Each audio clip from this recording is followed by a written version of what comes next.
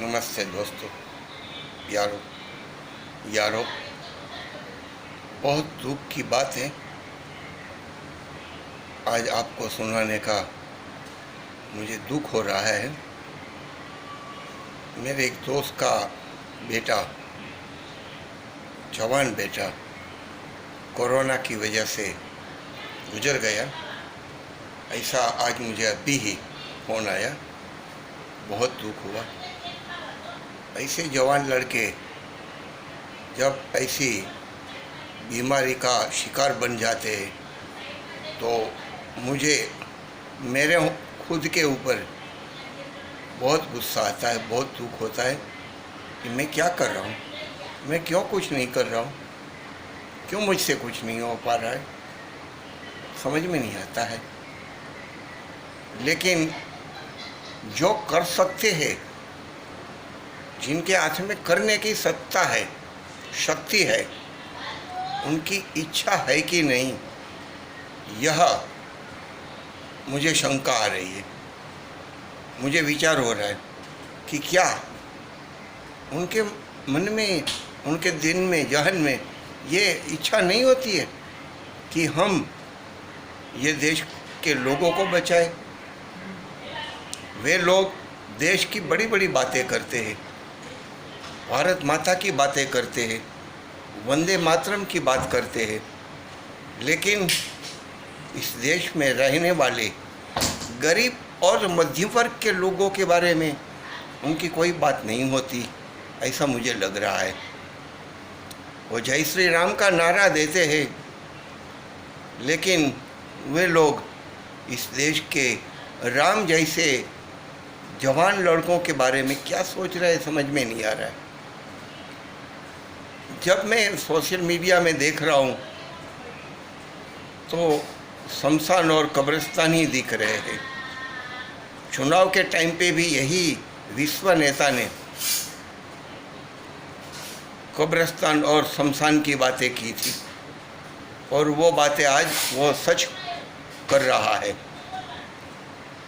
समझ में नहीं आता है कि हम लोगों ने कैसे नेता को चुन लिया कि जो हमको इस तरह से हर कदम पे बर्बाद कर रहा है। नोटबंदी के टाइम पे भी उसने कहा था कि 50 दिन दे दो मुझे, 50 दिन में अगर मैंने बदल नहीं कर दिया तो मुझे कोई भी चौराहे पे फांसी दे दो। कौन दे सकता है फांसी? मैं नहीं चाहूँगा कि वो खुद फांसी ले लेवे, लेकिन जब बोलने का होता है तो कुछ जिम्मेदारी से बोलना होता है, और अगर जिम्मेदारी से बोला और उसका रिजल्ट नहीं दिया तो खुद फांसी लेना चाहिए। मैं फांसी यानी मरने की बात नहीं कर रहा हूँ, इस्तीफा देने की बात कर रहा हूँ। उसने बोलना चाहिए कि मैं यहाँ असफल रहा हूँ, मैंने लोगों को, मैंने देश को वादा किया था, वो वादा मैंने नहीं निभाया, मैं इस्तीफा देता हूँ। लेकिन वो महान नेता ने, वो विश्व नेता ने इस्तीफा देने की बजाय देश को और गर्ता में डाला। कुछ साल के बाद उसने जीएसटी किया। आज तक हम लोगों को जीएसटी पता नहीं है, उनको भी पता नहीं है जिन्होंने जीएसटी बनाया। आज तक हम लोग जीएसटी में, बड़े बड़े पढ़े लिखे लोग भी चक्कर में पड़े हुए हैं कि जीएसटी को कैसे सुलझाए या क्या सुलझाए। देश अर्थतंत्र के बारे में, आर्थिक बारे में बहुत पिछड़ रहा है।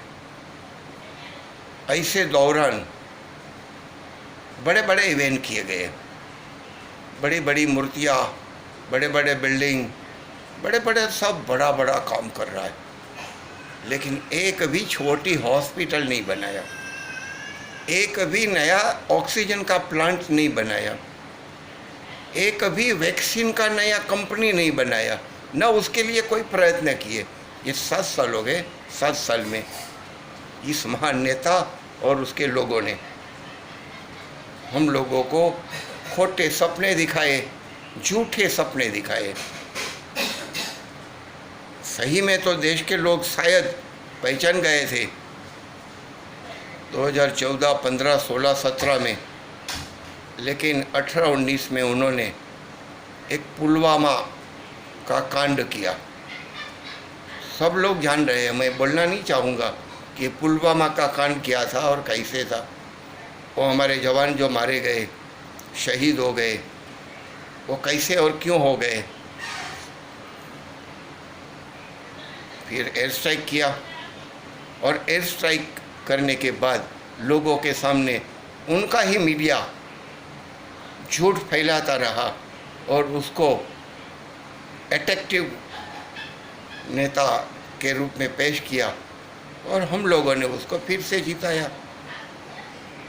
जीतने के बाद हमको उम्मीद थी कि अब वो सुधर गया होगा, अब वो बदल गया होगा और कुछ अच्छा करेगा, लेकिन कुछ नहीं। नोटबंदी के समय पर कोई तैयारी नहीं की, कोई किसी की राय नहीं ली।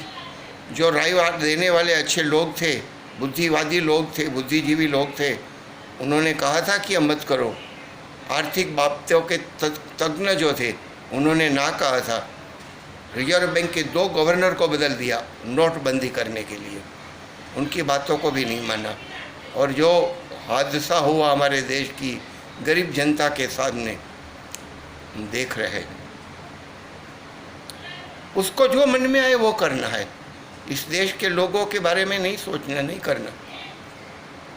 और इस तरह से ये हालत उन्होंने उस समय किया, जीएसटी में भी वैसा ही किया।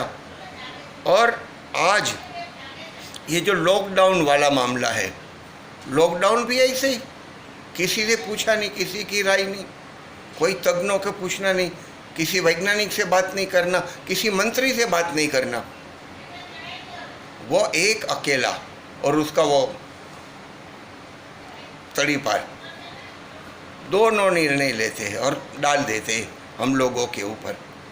और फिर ये जो हमारे हालत होते हैं, ये हालत के कारण आज हमारे देश के लाखों लोग मर रहे हैं। शायद वो दिखाएंगे नहीं, शमशानों के रिकॉर्ड बदल दिए जा रहे हैं, कब्रिस्तानों के रिकॉर्ड बदल दिए जा रहे हैं, और कहीं कहीं तो लाशें रोड के ऊपर, रास्ते के ऊपर, फुटपाथ पे जलाई जा रही है। ऐसे भी कई वीडियो मैंने देखे। रिकॉर्ड भी नहीं मिलेगा कितने लोग मारे गए इस कोरोना की महामारी में। जवान मारे गए, बूढ़े मारे गए। मैं डराने की बात नहीं कर रहा हूँ, फिर से बोल देता हूँ, डरने की बात नहीं है, ये बात समझने की है कि किस तरह से देश का बेहाल किया जा रहा है। क्यों किया जा रहा है मालूम नहीं। कोई बोलता है कि आबादी कम करने के लिए, हो सकता है बड़े लोग हैं, बड़े विचारवंत लोग हैं, उनको आबादी कम करनी होगी, तो आबादी कम करने के लिए भी ये इस तरह के कांड करते होंगे, पता नहीं। लेकिन जो हो रहा है बहुत बुरा हो रहा है। ऐसे जवान लड़के जिनको मैंने मेरी गोदी में खिलाया है, जिनके साथ मैंने प्यार से बातें की है, वो जब चले जाते हैं 2-4 दिन हॉस्पिटलाइज होने के बाद, तो बहुत दुख होता है। कई लोग ऐसे गए हैं, कई बड़े बड़े नेता भी गए, बड़े बड़े लेखक, विचारक,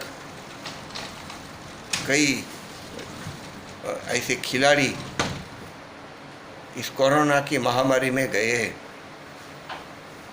मैं सबका नाम नहीं लूँगा, लेकिन अभी जो अजीत सिंह चले गए, चौधरी अजीत सिंह, यूपी के किसान नेता, उन्होंने पूरी ज़िंदगी किसानों के लिए, देश के लिए कुर्बानी दी।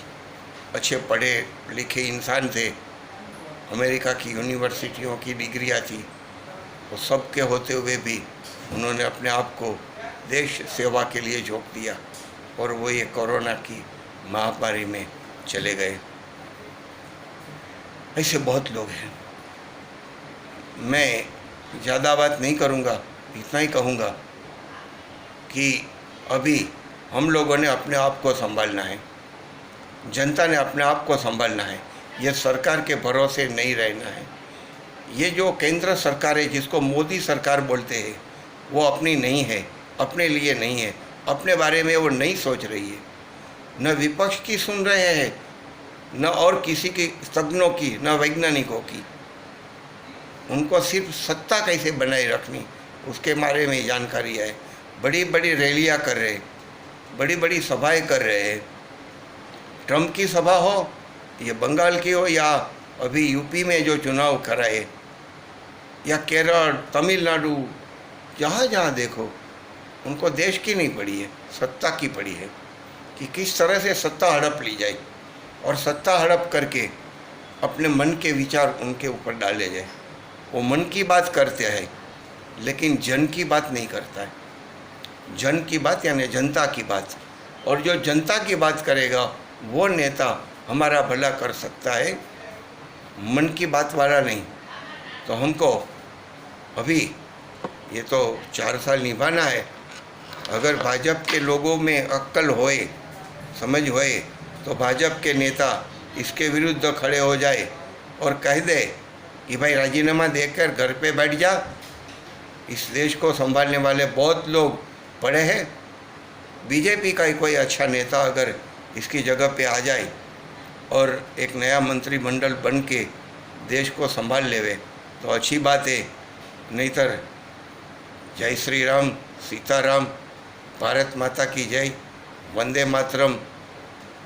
फिर से कहूँगा, किसान आंदोलन अभी भी दिल्ली की सरहदों पे बैठा है, चल रहा है।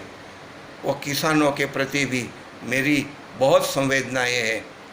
बहुत किसान शहीद हुए हैं, बहुत हमारे देश के लोग भी शहीद हुए हैं ये कोरोना में। उनको सबको मैं श्रद्धांजलि देके भगवान से प्रार्थना करता हूँ कि उन सबको सद्गति मिले और हमारा देश फिर से सुजलाम सुफलाम होवे। जय हिंद, भारत माता की जय।